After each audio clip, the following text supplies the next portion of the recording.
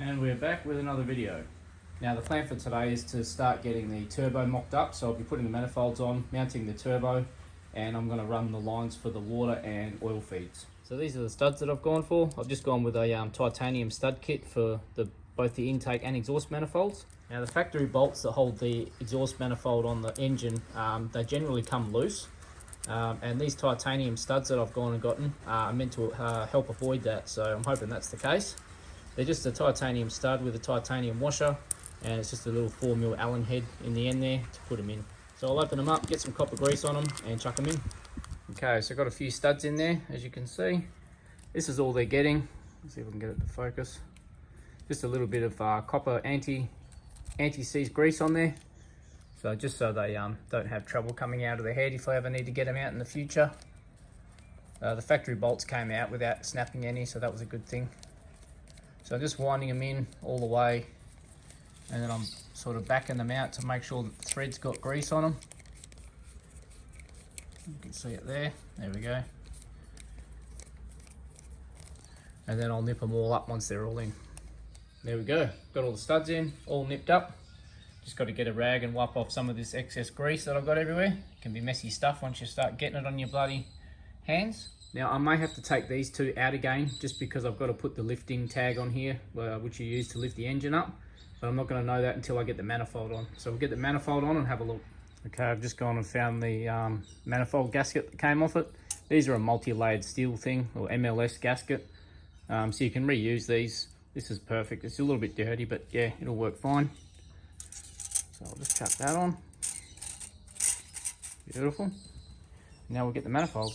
Okay, so I just grabbed the manifold. I've just had to take some masking tape off it. I've had it all masked up because I've painted it. I do have to get the studs in here for the turbo, but I might mount it and then put the studs in while it's hanging off the engine. So we'll get it on. For the first time, we'll see if we can get it in here. Nope, not happening. So just as I suspected, the manifold doesn't fit between the stud here and the bracket for the power steering. Luckily I've left this bracket loose, so I'll just take this off and then we can get the manifold on. Alrighty, just taking 2 bolts out of that bracket so we can get it in there. So take 2, get this manifold on.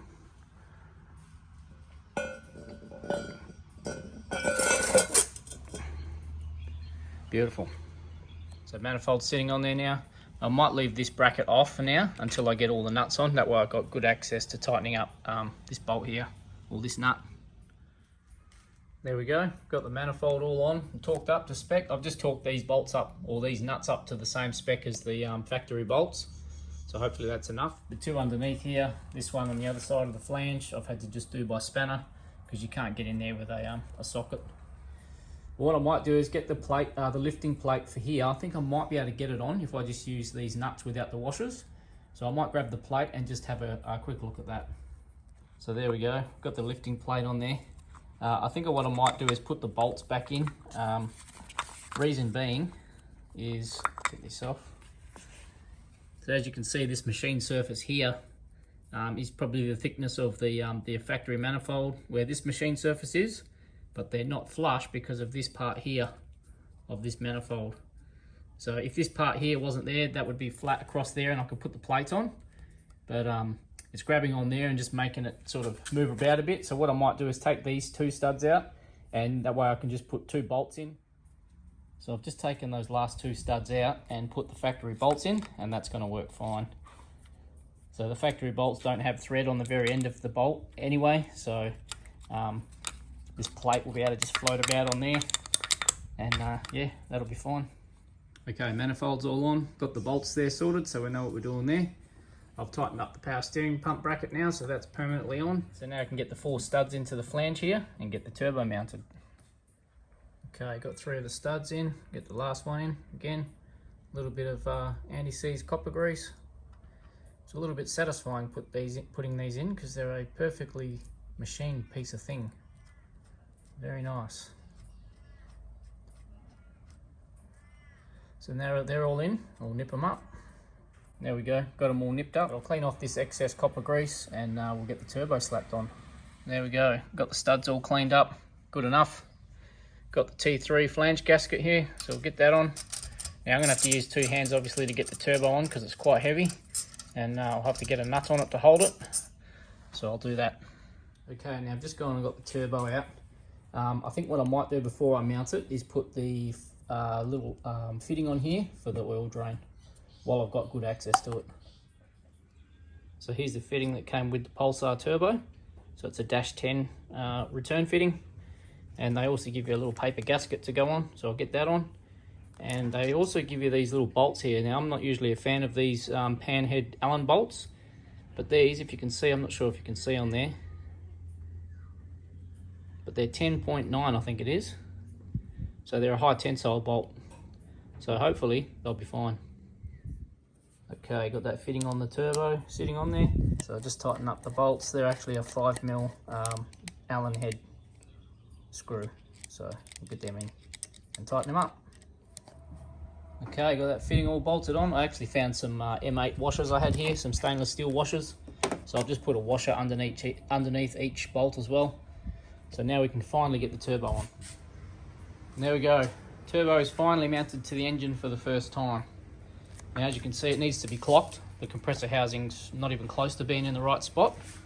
I've just got it on there loosely by a couple of nuts, but that's fine. I can take it off and I'll just loosen off these bolts here, and I should be able to clock this just back around this way. I'll have to fine tune it later once it's on again, but at least I'll be able to bolt it up because it's fouling on the manifold here and I can't get these nuts on. So I'll get it off and do that. Now I thought what I'll do just before I get it off, just so I don't lose this thing, is put the oil restrictor in. So this particular oil restrictor came with the turbo. Basically what restricts it is the size of the feed hole, so just there. So if your turbo comes with a specific restrictor like this one has, just make sure you use the right one that comes with it. So what I'm going to do is I'm just going to put this one in just loosely so I don't lose it and don't get it mixed up with a different fitting. So I'll just get this out. Oh, it'll come out easy, just a little cap. And I'll just put that in there, just so I know where it is. Okay, so I've got the turbo sitting on the little trolley here. So I was just going to undo these nuts and just realised that it's actually a 1/2 inch that fits these. I had a 13mm spanner thinking it was a 13, but a 1/2 inch is very close to a 13. But if you use a 13, there's a chance of rounding them off. So on this particular turbo, this is a Gen 2 GTX 3584. This is a 1/2 inch spanner and it fits on the bolts beautifully. So I'm going to loosen these off and then I should be able to clock this part of the turbo. Okay, so I've loosened off those bolts, so now I can clock the compressor housing. But I've just realised that the core itself needs to be clocked as well. So this could have already been clocked in the right position and the core just needs to be moved. But at least now I can fine tune it. Okay, so before I go taking it off, I've just grabbed a bit of paint marker and just marked the centre there, just as a rough guide to roughly where the oil restrictor wants to be. So when I loosen these bolts off, I can just put the oil restrictor to there and I know that that's going to be in the right spot. Okay, so we've got the turbo off again, as you can see. So now I'm going to do the same thing on the exhaust housing, just loosen off these bolts, and then I'll be able to clock it. You can see the little paint pen mark. Where is it? Somewhere there. Just there. So I'll loosen them off and then I'll be able to make sure that the oil restrictor is facing roughly where those marks are. So I'll do that. There we go. Apologies for the bad camera angles and lighting, but it's getting very dark and gloomy here.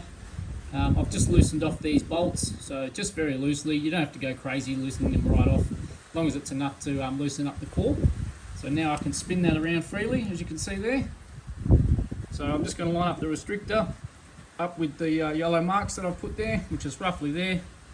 And now I can tighten up these bolts again, and that will be the core where I want it. Okay, there we go. Got the turbo bolted back on, just loosely. Got the centre or the core clocked now to where I want it. And now we can just move the compressor housing to clock this where we want it. Now I've never had an FG before and I don't really have a reference to where I need this facing, but from what I'm seeing, they're basically pretty much up and down. So I'm hoping if I go basically in that sort of setup there, roughly, tighten up the bolts, and that hopefully will be fine. If not, I'm going to have to fine tune it in the car. And there we go, all done. So because I had the compressor housing bolts loose, I was able to just tighten them up on here. I'm going to nip them up and tighten them up again, just to make sure they're fully tight, because those ones were very tight. The exhaust housing weren't as tight. So I'll tighten them all up just to make sure they're good while it's on the engine, but it's all on. So I'm hoping that the clocking of the turbo is about right there. I think that'll do. I've got the oil restrictor facing up and down, so happy with that. So now I can finally start making up the oil lines.